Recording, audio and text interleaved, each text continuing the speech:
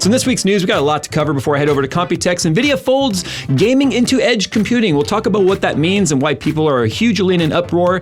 AI is hitting everyone's wallets.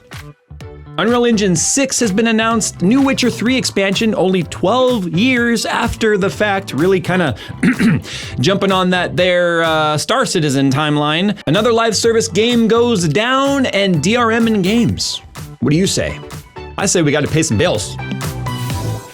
If you're building a PC that's meant to be seen, then check out the new Atlas P6 CG from Gemdias. This isn't just another fish tank case. The Atlas P6 CG features a massive 270-degree curved tempered glass design that gives you an uninterrupted view of your hardware from almost any angle. And for those of you who spend way too much on collectibles, don't worry, Gemdias thought of that too, and it actually includes a dedicated display platform with its own spotlight. Cooling is handled with 4 pre-installed ARGB PWM fans and the chimney-style airflow layout that pulls cool air from the bottom and exhausts heat naturally through the top and rear. It also supports up to 360mm radiators, GPUs up to 425mm long, and even rear connector motherboards for a cleaner cable management look. You also get USB-C on the front I/O and includes an ARGB hub, adjustable GPU support bracket, and a dual chamber layout designed to keep your build looking as clean as possible. So if you want a case that's equal parts airflow, showcase, and conversation starter, check out the Gemdias Atlas P6 CG at the link below.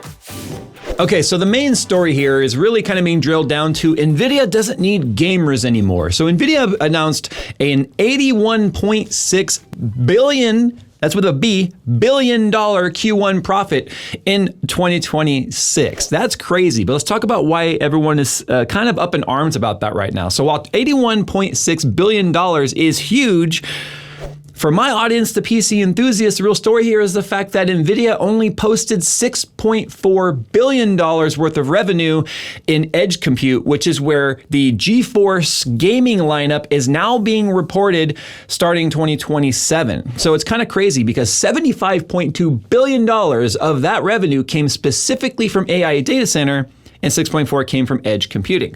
Now with gaming under edge computing, the issue here is that you can no longer at a glance really determine how well the gaming industry is doing, specifically when it comes to hardware.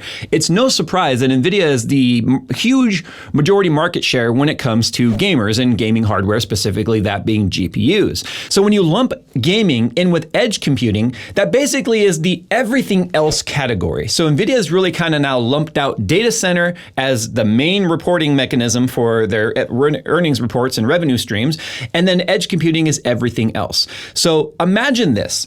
This is the analogy I kind of put together here. Imagine Ford stopped reporting Mustangs and instead created a category called personal transportation that included Mustangs, delivery vans, electric scooters, autonomous taxis, and the Mustang still exists, but the company is telling investors that the category isn't important enough to break out separately anymore. And that's exactly why people are up in arms about edge computing. Now, the thing about edge computing is interesting too, because this whole concept and these fears about NVIDIA moving to a cloud-based future where they believe data centers are the future for all end users, and you'll only have terminals or thin clients to access mainframes, kind of like going back full circle again now to like the 70s and 80s where the mainframe was everything. There's a lot of fears about that, but edge computing actually, as a whole, are client-based devices. So gaming is now lumped in with that. So the real issue there is whether or not NVIDIA is taking that as a move to say, hey, we're moving away from the gaming industry, or trying to clean up the way that the books are sort of like laid out. You got to remember 20 years ago, well, 26 years ago now, essentially when the company was kind of formed, gaming was everything. They were a gaming company first. They were only a gaming company. They made gaming GPUs. And then that technology would then be scaled up into larger formats, whether it became workstation, graphics cards, or now data centers. And then what would happen is gamers sort of led the way when it came to pushing technology forward that then scaled up. We are totally in the inverse now, where NVIDIA is developing for data center and large compute first, and then that technology is trickling its way down to gamers. So it should be no surprise whatsoever that NVIDIA is absolutely adopting the model of large scale first, gamers fourth. Okay, so I think that's why there's a lot of concern, a lot of uncertainty about the future of gaming. If NVIDIA turns its back on gamers, what does that mean for the gaming industry as a whole? I think we're just going to have to go ahead and wait and see. But the general consensus here is that gamers built NVIDIA, and while it feels like gamers are being left behind, the sad reality is that AI is just too profitable to ignore currently. So this story is a few weeks old, but it has some new tidbits to put in there, is that Taiwan is actually performing raids on AI chip smuggling operations. Now, if you don't recall, Steve reported on this a while back. In fact, every major news outlet, even major investor groups like Fortune, big companies that talk about, investors and stuff, even reported on the AI smuggling rings that were taking place.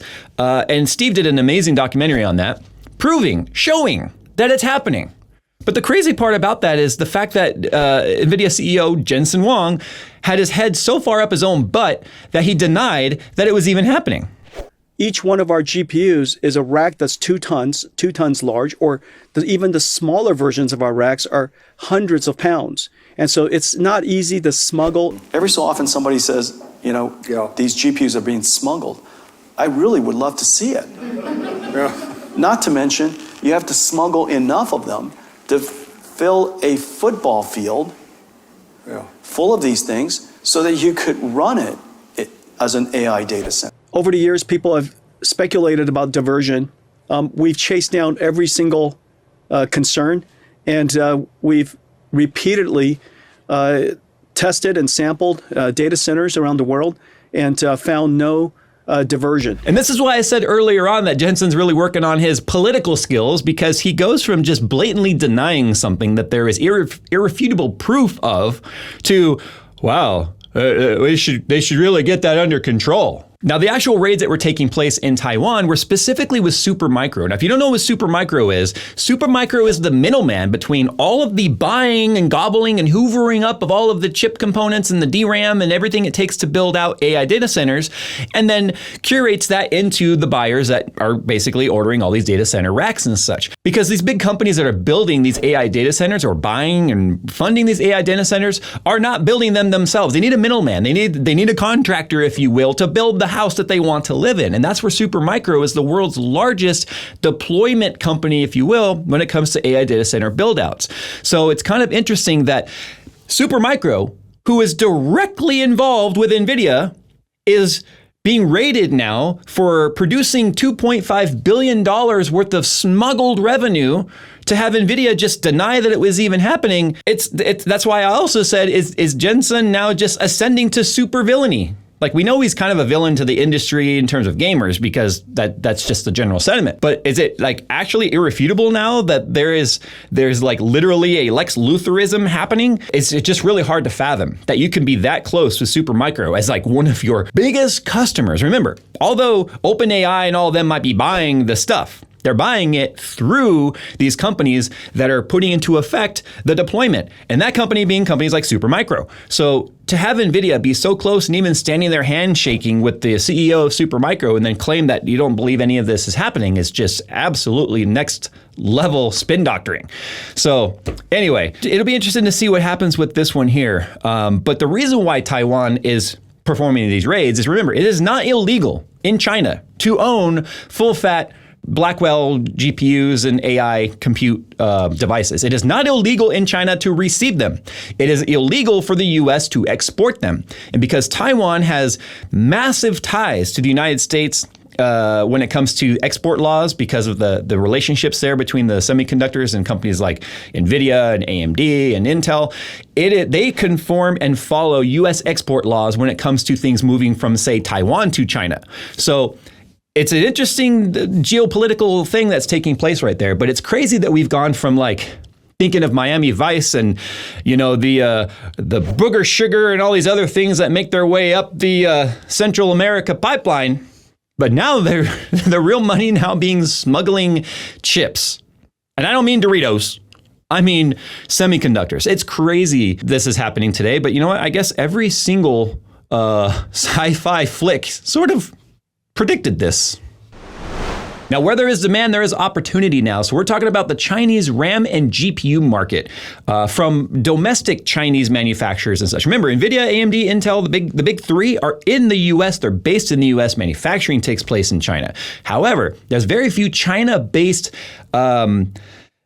designers, if you will. And they're starting to pop up a bit more. So let's go ahead and talk about CXMT real quick when it comes to DRAM. CXMT is one of the small, like sliver of 5% of DRAM manufacturers outside of the other big three, which is being Micron, Samsung, and SK Hynix. So you've got CXMT, which is a part of the small 5% of the rest of the market. Now, there's an opportunity there, and we talked about this when the DRAM shortages started happening. How fast can the small guys like CXMT start spinning up their fab to be able to start trying to fill in where some of that vacuum currently exists because of the DRAM shortages? And Corsair has just debuted some of their latest modules that are featuring CXMT chips.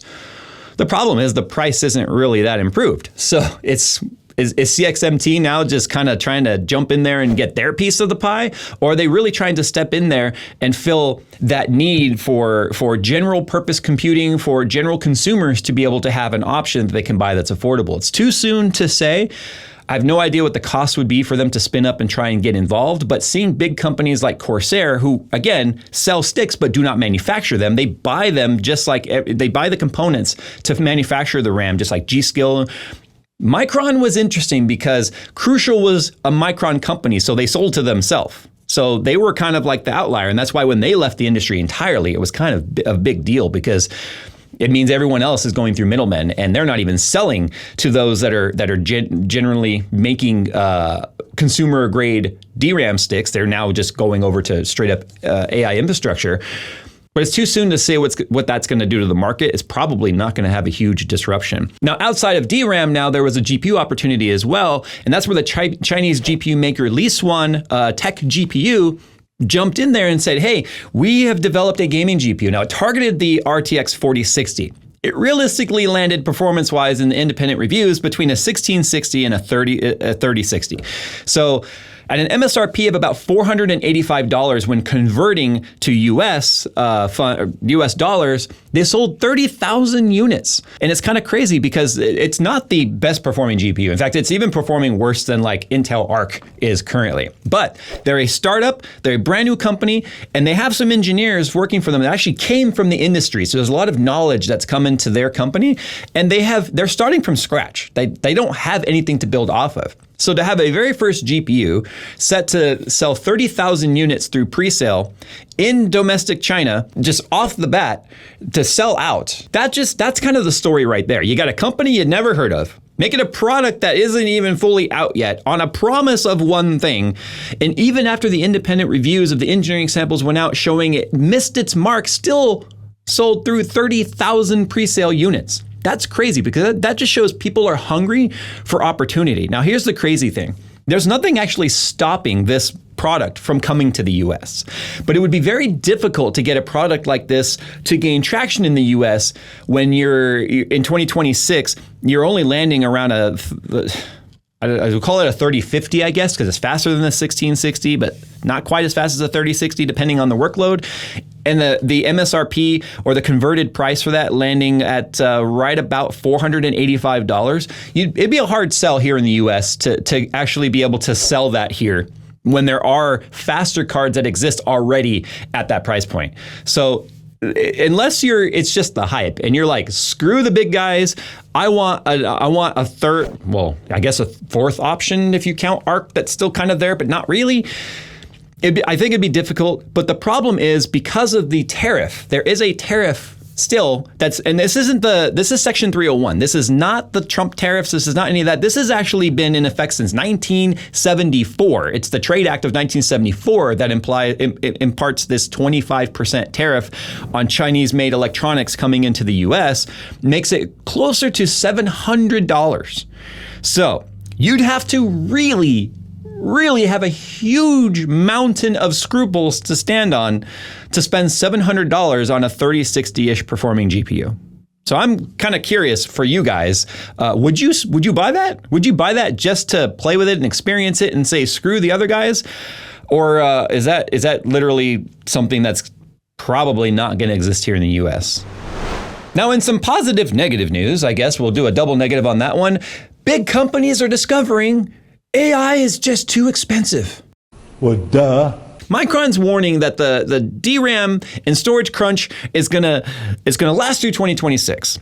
That's not a story. You don't need any sort of market analysts to tell you that. We already knew all of that. But according to WCCF Tech, the U.S. memory giant Micron believes that the shortage in the memory market when it comes to HBM, NAND, and DRAM products will last well beyond the calendar year of 2026. Micron's thoughts were shared by JP Morgan. So there's some credibility there, right? JP Morgan, obviously, I like money. Anyway, in an investment note where the bank shared insights that the firm's management shared at the 54th JP Morgan Annual Global Technology Media and Communications Conference held in Boston, Massachusetts. Basically, Micron has confirmed that AI data centers will continue to eat the supply chain. AI companies will outbid. Consumers and gamers are competing against trillion-dollar companies, but these trillion-dollar companies are also competing against each other. So it's literally like my enemy is my friend. The friend of my enemy is also my enemy. Therefore, my enemy's enemy is my friend. But that enemy was my enemy, whatever. You get the idea, right? But AI being more expensive than humans should not be that surprising. So Microsoft reports are exposing that AI's real cost problem here is that using the tech is more expensive than paying for human employees. So the token usage is massive. So if you guys don't know how this works, most of these big companies like Microsoft and all that, they don't own AI. They're not building, I mean, they have like Copilot and stuff like that, but you need Copilot to run on something, right? They're not building out these big AI data centers. They're leasing and buying tokens from these big companies that are doing the data centers. So what they're finding here is that the AI agents are too expensive to run. Scaling their own AI economically to try and bring it all in-house, it's not economically viable, and the tokens are just far too expensive. Now, AI was sold as a philosophy to be cheaper than humans, but the fight for resources, for energy, as the costs continue to go up, it's becoming more and more expensive to use AI. Now, even Microsoft is raising questions about their internal expenditures when it comes to tokens, and they even want their teams off of Claude and to use Copilot. Now, it's funny that they're using Claude instead of Copilot, but it's because, again, it's token usage. So you have to, every time you do something, you have to buy tokens, and you spend those tokens back with the company, which gives you basically access to the data centers, which is kind of crazy. But let's now move on to Uber. I didn't even know that Uber was using AI and using Claude for coding and such. But this comes directly from Uber's own COO saying that it's getting harder to justify the money spent on AI token maxing. And this is coming to us via Business Insider. It says, in a rapid response interview release on Saturday. I love rapid response release. That's basically like a, oh shit, press. We need to put some words out real quick. Oh shit, we're on fire. Everything's fine, right? Anyway, in a rapid response interview based on release on Saturday, Uber's operations chief, Andrew McDonald, said it was becoming harder to justify AI costs within the company. He said that Uber CTO Praveen Napalinaga went viral after telling the Information, which is a publication in April, that Uber had already blown through its entire Claude Code budget for 2026. In April.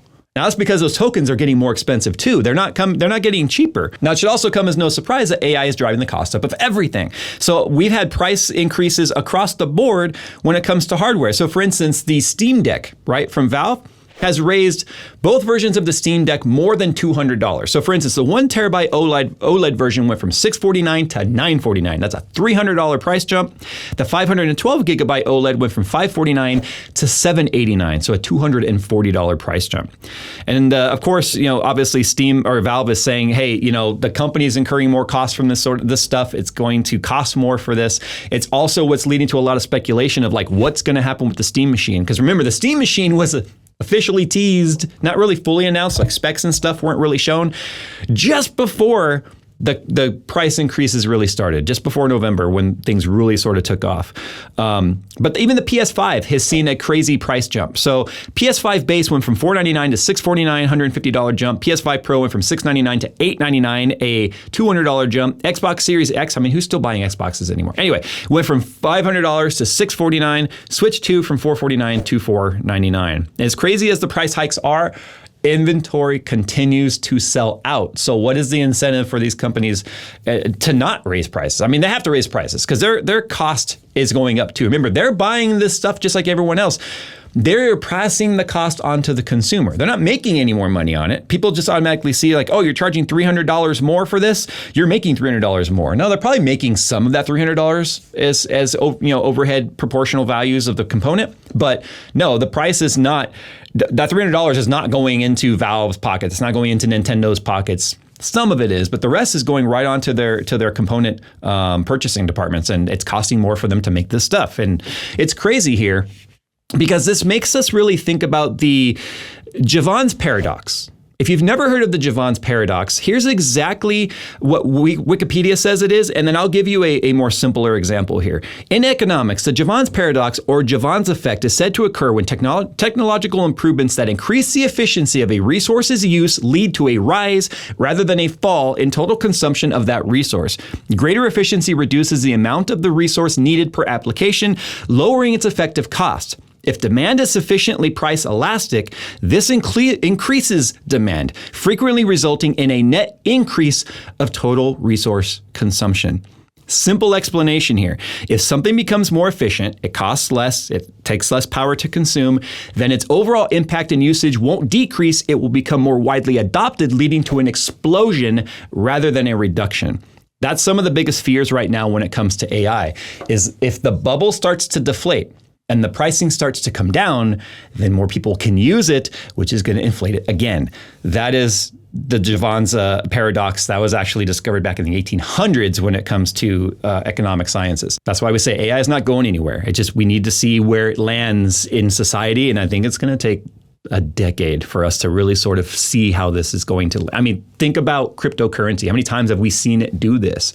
Everyone talks about the cryptocurrency crash. The boom is going to explode. Bitcoin is still extremely lucrative and very expensive for a reason. It normalized. All the other guys that tried it died off, but obviously Bitcoin stayed top dog. Anyway, Unreal Engine 6 has been revealed. Rocket League's first title showcased. Something nobody asked for. Nobody asked for improved graphics in Rocket League. In fact, one of the charms about Rocket League is that it looks like trash. It's about the gameplay. And I'm really concerned as somebody that's played Rocket League for a few years and was for a while there trying to get pretty good at the game. And I got the upper middle average, which is fine with me, okay? But that game is heavily dependent on frame rate and response. Like, you'd be surprised what just 1 or 2 frames difference can do to the position of that ball. Now, Unreal Engine has been notoriously hard to run with UE5. And it's crazy how fast they're already rolling out UE6, considering UE5 came out in 2022. It took them 8 years to come out with UE4 after UE3. So it's kind of crazy how fast they're already debuting UE6. So I'm really hoping that they can get some optimizations there. It's really strange to me that they chose Rocket League as like the showcase title to really sort of kind of tech demo it. Anyway, Witcher 3 Wild Hunt though. Songs of the Past expansion DLC announced. First, details confirmed. And it's due out in 2027, a full 12 years after CD Projekt Red launched with The Witcher 3, which is crazy. According to DPR, co-developing the expansion with Fool's Theory, a team comprising of industry veterans who worked on The Witcher 3. So that's kind of nice that at least they're bringing back people that were part of the original development of Witcher 3 to help expand that story. It is not abnormal for developers and game developers to be laid off after a title is fully launched. They need a much smaller team to maintain a title versus building a title. So bringing them back to work on the expansions is kind of nice. Speaking of bringing back Destiny 2, that is fully sunset starting in June. Live service updates are going to end. That is crazy because the Destiny 2 has a cult following. Phil and I personally know someone who's got thousands of hours in Destiny 2. Anytime I'd launch in Steam, there he is on Destiny 2. Shouldn't he be at work? Stuff like that. We built a computer for him. Oh yeah, remember the Destiny 2 build? Yeah, he's still using it. Anyway, here's a direct quote. While our love for Destiny 2 has not changed, the studio wrote in an announcement, it has become clear that after the final shape, we have reached the time for our shared worlds and Destiny to live beyond Destiny 2. That's directly from Bungie. Now, it's kind of crazy because what's really happening here is the story is a bit more political than that. Sony bought Bungie back in 2022 for $3.6 billion. Remember when 3.6 used to sound like a lot of money? Isn't it kind of crazy now that we're being desensitized to billions, just sounding like we're talking $1 million, right? Anyway, Bungie has another live service game called Marathon. And Marathon is an extraction shooter, and it launched this year, and it is significantly underperforming. While both on PC and PS5, the game has only hit a peak concurrent of 88,000 players. Windrose did better than that. Anyway, with a weekly high right now of around 12 12,000 players. It is a huge, huge drop off. Now, according to Bloomberg, Bungie is now planning layoffs, and Destiny 3 is not in the works. What's happening here, honestly, is Sony bought an IP, and they're mad that the IP that they've bought is outperforming their own internally developed IP. So what do? Instead of saying, we bought this IP, we should really lean into it and keep it going and really make it profitable, they're mad at it and saying, we're going to shut it down because you know what'll bring players to Marathon? We should shut down Destiny 2 because that'll make them come over to our game. It won't create animosity. It won't create resentment. It'll create transition. They're fucking stupid. Like, they really think that? Now, what they're really hoping will get people to kind of transition into Marathon and give it a shot is the fact that they are going to be doing a Season 2 launch of from June 2nd to June 9th with a free-to-play. Because we all know free-to-play is the best way to gain players long-term, right? No, they'll come over for your free-to-play event, you might gain a few, and then they're going to go on somewhere else, right? It's definitely like window shopping a game. And I'll be honest, like I'm not one of those people that ever really play free-to-plays, like free-to-play periods, because a game that costs money that has a free-to-play, I know what the effort is there. It's throwing out a life raft or life ring to a drowning game, hoping you'll get players to come in and try it out. So my opinion, that means the game probably already sucks. So why even spend the time? All right, so final story here. We're going to talk about 007 First Light. It just it launched Tuesday, but they dropped a last-minute Denuvo DRM. So here's the thing. This game had a huge pre-sale, like a lot of pre-orders, which I think is dumb. You should never pre-order a game. This is another prime example as to why. Two main reasons why you should never pre-order a game. One, make the developer earn your money. Don't give it to them before they've earned it. Pre-orders was a thing when you used to go to GameStop and get a physical copy of the game. That way you knew you had it on launch day. That was the only reason it was ever a thing and needed to exist. Physical copies are dead. They're never coming back. Digital pre-sales and pre-orders are nothing more than them trying to recoup costs before you realize they've built a hot mess, and then you just don't buy the game. You gave them money before the reviews. Another reason why you should never pre-order is an example of this. They did a last-minute Denuvo DRM drop. It is known to cause FPS drops, lag spikes, and all sorts of other issues for gamers when Denuvo is running. So the fact that IO Interactive, the developer of Hitman, a very popular gaming series for many years, is basically putting this watchdog on your game shows that there's this push for DRM when it comes to gaming. So the question is whether or not gamers are okay with this and accept this. Now, it's obviously very controversial amongst gamers. Like, who the heck wants their performance impacted by as much as 10% FPS drops and huge lag spikes because of Denuvo hitting system resources to make sure you bought a legitimate version of the game? And the fact that they're also calling it anti-piracy makes it hilarious, considering the fact that it has already been cracked. There's already pirated versions online. Let's go back to Battlefield 6 for a second here. Although Javelin is not the same thing as Denuvo, it is an anti-cheat at a kernel level. They announced early on, and especially during the demo and like the early access beta testing of it, hey, we're going to be using Javelin for this. Prepare for that. Had IO Interactive said, we're going to be using Denuvo, they probably would not have seen the crazy amount of pre-sales that they saw. So for them to drop it at the last second was a by design decision that they knew that there was going to be outrage, and they waited to the last second for that, which is really just showing some of the sliminess when it comes to AAA devs these days. But anyway, there was a lot to cover here. There was a lot of AI stuff, but it's kind of like bad news towards AI in a good way for a lot of us, hoping that things will start to normalize. But remember, the Javon's paradox is something that we have to kind of wait and see how that's going to turn out for us. Anyway, next week, I'm going to be in Computex. There won't be a news episode like this next week. When we return, we'll come back with a lot, hopefully more hardware stuff to cover. It'll be interesting to talk to these brands while I'm out there to see what their take is on the industry outside of even just what we saw with like the 4 or 5 companies that Steve talked to with his long doc. I want to talk to them myself and get some real energy feeling off of them, especially at a show like Computex. Or this year, it's going to be AICon and CaseCon. All right, guys, thanks for watching this week's weekly news show. It doesn't have a name yet. Probably it's not going to have one. It's just going to be us sitting here shooting the shit, talking about things that make us happy, sad, depressed, and everything in between. All right, guys, thanks for watching. And as always, we'll see you in the next one.